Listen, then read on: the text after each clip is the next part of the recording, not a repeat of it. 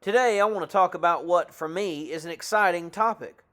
I've always been a fan of the old Little House on the Prairie TV series, and when I was a kid, I read most of the Little House books.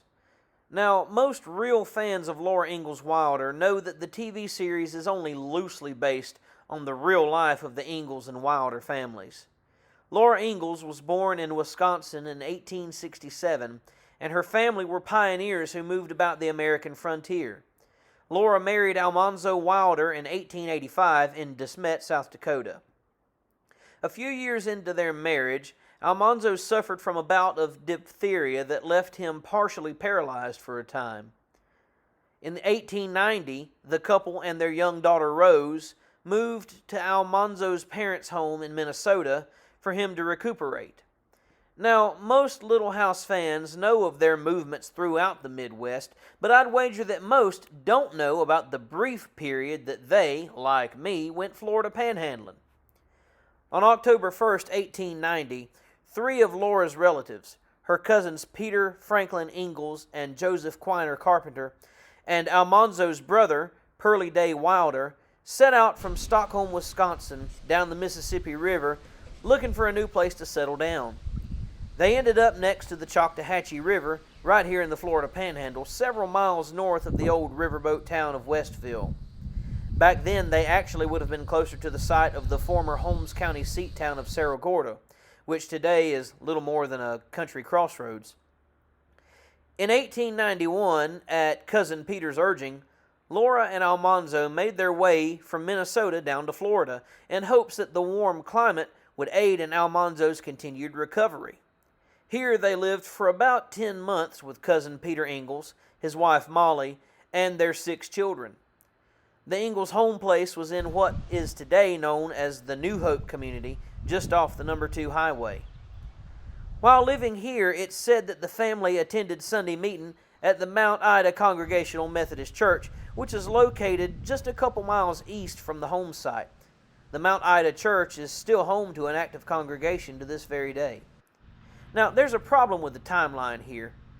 Almanzo, Laura, and Rose lived here from October of 1891 to August 1892. But according to the church's sign, the congregation wasn't established here until 1899.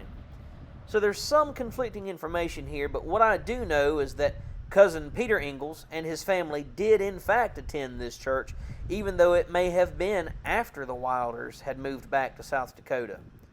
Cousin Peter and his wife Molly, along with one of their 6 children, Alex, are all buried here. Matter of fact, according to the local news articles that I've seen in the last few years, Peter's direct descendants still live right here to this very day. Anyway, as I mentioned, Almanzo and Laura didn't stay here long, less than a year, matter of fact. Laura, as it happens, couldn't stand the climate here. Given the thick humidity and the mixture of pine woodlands and low-lying swampland and river country here, it's no wonder that a couple from the Midwest didn't like it. Laura wrote about their brief stay here.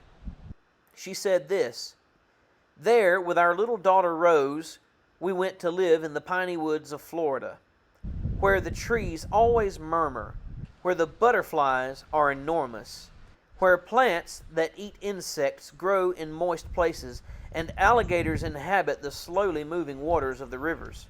But at that time and at that place, a Yankee woman was more of a curiosity than any of these." One biographer wrote that the hot, moist climate near the Gulf Coast and along the Choctawhatchee River turned out to be more debilitating for Laura than it was energizing for Almanzo. In the 1920s, their daughter, Rose Wilder Lane, wrote a fictional account of their stay here called Innocence, which was published in Harper's Weekly. And in that short story, Rose says that Southern women went barefoot and dipped snuff.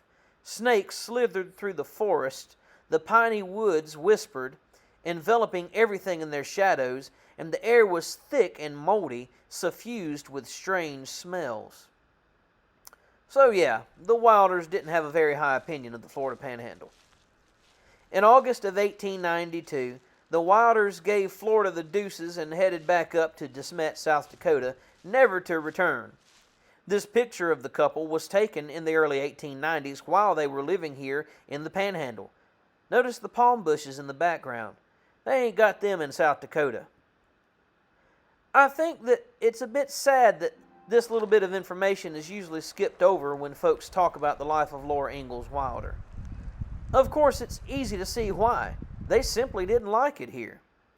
In all the stories she authored, she never mentioned anything about their brief stay in northern Holmes County. But even though Florida wasn't for them, for fans of her life and her pioneer stories who live in the Panhandle, we can take pride in the fact that someone so woven into the fabric of American pioneer history will forever have ties to our humble home, whether she likes it or not.